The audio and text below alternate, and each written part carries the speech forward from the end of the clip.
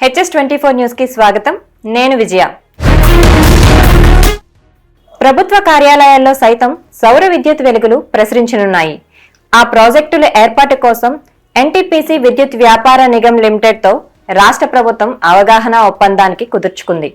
ఈ మేరకు ప్రభుత్వ కార్యాలయాలపై రూఫ్ టాప్ 300 మెగావాట్ల సౌర విద్యుత్ ప్రాజెక్టుల ఏర్పాటుకు ఒప్పందం జరిగింది. ఈ ప్రాజెక్టు నుంచి విద్యుత్ ని తీసుకోవడం వల్ల ఒప్పంద వ్యవధిలో సుమారు 2957 కోట్ల వరకు ఆదా అవుతుందని ప్రభుత్వం అంచనా వేస్తోంది. ఈ మేరకు సంస్థ సర్వే చేసి 496 కార్యాలయాల పరిధిలో సౌర ఫలకాలను ఏర్పాటు చేసి అనువైన పరిస్థితులు ఉన్నాయని గుర్తించింది. వీటి పరిధిలో సుమారు 147 మెగావాట్ల సౌర విద్యుత్ ప్రాజెక్టులను మొదటి దశలో ఏర్పాటు చేయాలని సంస్థ భావిస్తోంది. అరేబియా సముద్రంలో Indian Coast Guard ICG daring operation చేసింది. Gujarat anti terrorist squad ATS తో కలిసి 1800 కోట్లు విలువ చేసి 300 కిలోల డ్రగ్స్ స్వాధీనం చేసుకుంది. ఈ మేరకు సోమవారం ఐసీజీ అధికారులు వివరాలు వెల్లడించారు. స్వాధీనం చేసుకున్న డ్రగ్స్ మెథాంఫెటమైన్ గా అధికారులు భావిస్తున్నారు. ఈ ఘటనపై తదుపరి దర్యాప్తును ATS కు అప్పగించారు.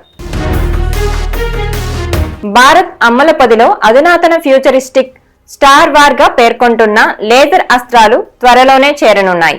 లేజర్ పుంజాలతో శత్రువుల డ్రోన్లు, క్షిపణులను విధ్వంసం చేయగల laser directed energy weapon EWMK-2A ను రక్షణ పరిశోధన అభివృద్ధి సంస్థ DRDO తొలిసారి ప్రయోగాత్మకంగా పరీక్షించి విజయం సాధించింది. ఏపీలోని కర్నూలులో ఉన్న నేషనల్ ఓపెన్ ఎయిర్ రేంజ్ లో MK-2A ను వినియోగించి లేజర్ పుంజాలతో డ్రోన్ల సమూహాలను, ఫిక్స్డ్ వింగ్ UAVలను ధ్వంసం చేసింది. ఈ లేజర్ పుంజాలను అత్యంత శక్తివంతమైనవని, ఎలాంటి లక్షిత డ్రోన్నైనా ధ్వంసం చేస్తాయని DRDO తెలిపింది. ఈ అధునాతన వ్యవస్థ భారత సైనిక దళాలకు గేమ్ చేంజర్ గా మారనుందని పేర్కొంది. కాంగ్రెస్ పార్టీ వక్ఫ్ రూల్స్ తమ స్వార్థానికి మార్చేసిందని కాంగ్రెస్ పార్టీపై ప్రధానమంత్రి నరేంద్ర మోదీ తీవ్ర విమర్శలు చేశారు. వక్ఫ్ సవరణ చట్టాన్ని వ్యతిరేకిస్తున్న Congress party vote bank virus ను వ్యాప్తి చేసిందని మండిపడ్డారు. అంతేకాకుండా SC/ST వాళ్లను కాంగ్రెస్ 2వ తరగతి పౌరులుగా చూస్తుందని, రాజ్యాంగాన్ని నాశనం చేసే పార్టీగా మారిందని మోదీ ఆరోపించారు. హర్యానాలో పర్యటించిన మోదీ హిసార్ విమానాశ్రయం నుంచి అయోధ్యకు తొలి వాణిజ్య విమానాన్ని ప్రారంభించారు. హిసార్ ఎయిర్పోర్ట్ లో కొత్త టెర్మినల్, ఇతర అభివృద్ధి ప్రాజెక్టులకు శంకుస్థాపన చేశారు. డాక్టర్ BR అంబేద్కర్ సమానత్వాన్ని తీసుకురావాలని, ప్రతి పేదవాడు గౌరవంగా తలెత్తుకొని జీవించాలని తాము కోరుకుంటున్నామని, కానీ కాంగ్రెస్ మాత్రం ఓటు బ్యాంకు రాజకీయాలను, వైరస్ ను వ్యాప్తి చేస్తుందని మోదీ ధ్వజమెత్తారు. దేశవ్యాప్తంగా జాతీయ రహదారుల బలోపేతానికి వచ్చే 2 ఏళ్లలో 10 లక్షల రూపాయలు విలువైన ప్రాజెక్టులు చేపడతామని కేంద్ర రోడ్డు రవాణా శాఖ మంత్రి నితిన్ గడ్కరీ పేర్కొన్నారు. ఇందులో భాగంగా ఈశాన్య రాష్ట్రాలు, సరిహద్దులు ప్రాంతాలపై ప్రత్యేక దృష్టి పెడతామన్నారు. రానున్న 2 సంవత్సరాల్లో ఈశాన్యంలోని రోడ్లను అమెరికాతో సమానంగా ఉంటాయని ఓ వార్తా సంస్థ ఇంటర్వ్యూలో నితిన్ గడ్కరీ తెలిపారు.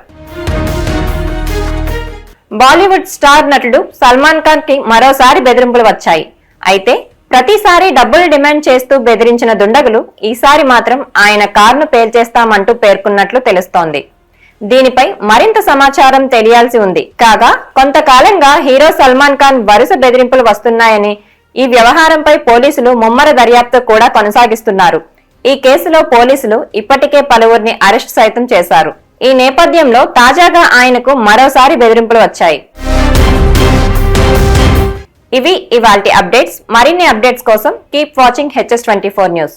Please like, share, subscribe our channel.